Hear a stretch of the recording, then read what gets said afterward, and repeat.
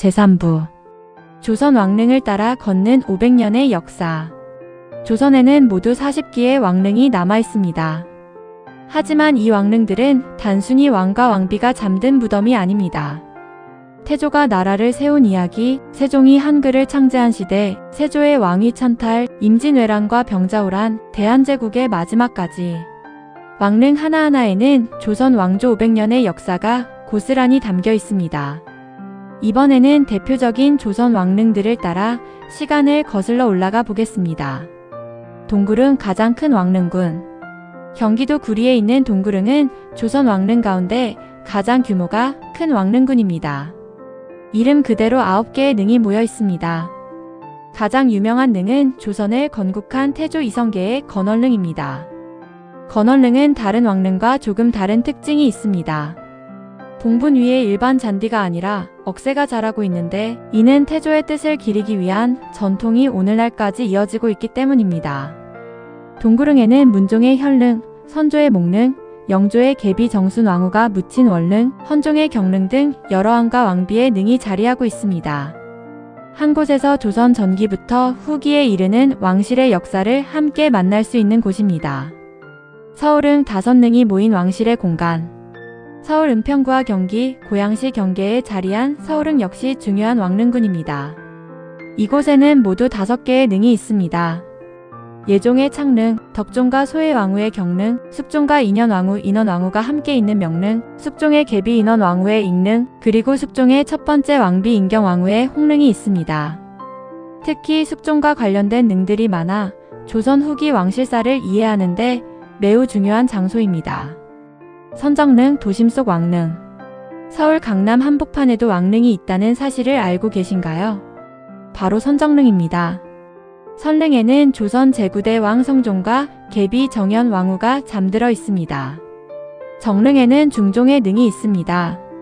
원래 중종은 왕비 장경 왕후와 함께 묻힐 예정이었지만 정치적 상황과 풍수 문제 등으로 현재와 같은 형태가 되었습니다. 고층 빌딩과 지하철역 사이에 자리한 선정릉은 과거와 현재가 공존하는 독특한 문화유산입니다.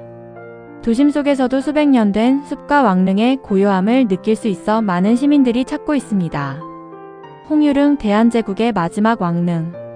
경기도 남양주에는 홍유릉이 있습니다. 이곳은 조선 왕릉과는 조금 다른 분위기를 느낄 수 있습니다. 홍릉에는 고종 황제와 명성 황후가, 유릉에는 순종 황제와 순명효 황후, 순정효 황후가 잠들어 있습니다. 대한제국 황제의 능인 만큼 일부 성물과 배치에는 황제릉의 형식이 반영되어 있습니다.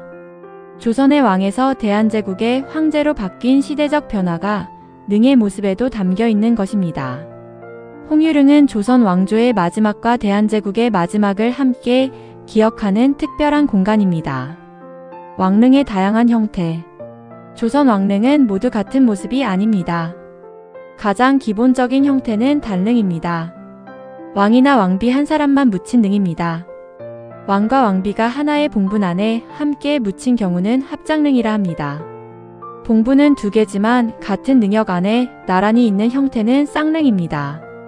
그리고 하나의 울타리 안에 서로 다른 언덕에 봉분을 조성한 형태를 동원이 강릉이라고 합니다. 이처럼 왕릉의 형식은 왕비의 사망 시기, 정치적 상황, 풍수 조건, 예법 등을 종합적으로 고려해 결정되었습니다. 왕릉의 형태만 살펴봐도 당시 왕실의 역사와 사정을 짐작할 수 있습니다. 왕릉이 품은 숲. 조선 왕릉을 걷다 보면 능보다 먼저 숲이 눈에 들어옵니다. 수백 년 동안 보호된 숲에는 소나무와 참나무, 단풍나무 등 다양한 수목이 자라고 있습니다. 다람쥐와 청설모, 딱따구리, 다양한 새들도 쉽게 만날 수 있습니다. 왕릉은 역사 유적일 뿐 아니라 도시 속 생태계의 보고이기도 합니다. 유네스코가 조선 왕릉을 높이 평가한 이유 가운데 하나도 바로 문화와 자연이 함께 보존된 공간이라는 점입니다. 세계가 인정한 조선 왕릉. 2009년 조선 왕릉은 유네스코 세계유산으로 등재되었습니다. 유네스코는 조선 왕릉이 500년이 넘는 기간 동안 동일한 원칙과 예법에 따라 조성되고 관리된 세계적으로 드문 왕릉 체계라는 점을 높이 평가했습니다. 또한 자연지형을 최대한 살리고 건축과 조경, 재래 문화가 유기적으로 결합된 독창성도 중요한 등재 이유였습니다. 왕릉은 단순한 묘지가 아니라 조선의 정치 철학과 자연관, 예술성을 모두 담아낸 문화유산인 것입니다. 다음 이야기. 왕릉은 왜 지금도 많은 사람들에게 깊은 감동을 줄까요? 조선 왕릉을 방문할 때 꼭 살펴봐야 할 관람 포인트는 무엇일까요? 그리고 왕릉은 오늘날 우리에게 어떤 역사적 의미를 전하고 있을까요? 다음 제4부에서는 조선 왕릉이 품고 있는 철학과 아름다움, 그리고 현대를 살아가는 우리가 왕릉을 기억해야 하는 이유를 함께 이야기하겠습니다. 제4부. 조선 왕릉이 오늘 우리에게 남긴 유산. 조선의 왕들은 살아있을 때는 궁궐에서 나라를 다스렸습니다. 그리고 생을 마감하면 조용한 숲속 왕릉으로 돌아갔습니다. 화려한 권력도 높은 왕좌도 결국 시간 앞에서는 모두 역사 속으로 사라졌습니다. 하지만 왕릉은 600년에 가까운 세월 동안 변함없이 그 자리를 지키며 우리에게 한 가지 질문을 던집니다. 권력이란 무엇이며 역사는 무엇을 기억하는가? 오늘은 조선 왕릉의 마지막 이야기를 함께 나누겠습니다. 왕릉을 걸으며 느끼는 시간의 깊이. 왕릉을 천천히 걸어보면 다른 문화유산에서는 느끼기 어려운 고요함이 있습니다. 높은 산이 바람을 막아주고 울창한 숲은 사계절 내내 다른 풍경을 보여줍니다. 봄에는 연두빛 새잎이 피어나고 여름에는 짙은 녹음이 능을 감싸며 가을에는 단풍이 붉게 물들고 겨울에는 눈 덮인 봉분이 장엄한 풍경을 만들어냅니다. 이처럼 조선 왕릉은 건축물보다 자연 전체가 하나의 문화유산인 공간입니다. 그래서 왕릉을 둘러볼 때는 봉분만 바라보기보다 숲과 하늘, 길과 바람까지 함께 느껴보는 것이 좋습니다. 조선의 철학이 담긴 공간. 조선 왕릉은 단순히 왕의 무덤이 아닙니다. 그 안에는 조선이라는 나라가 추구했던 가치가 담겨 있습니다. 첫째는 효입니다. 왕이 살아있을 때는 선왕의 능을 찾아 제사를 올렸고 후손들은 왕릉을 정성껏 관리했습니다. 둘째는 예입니다.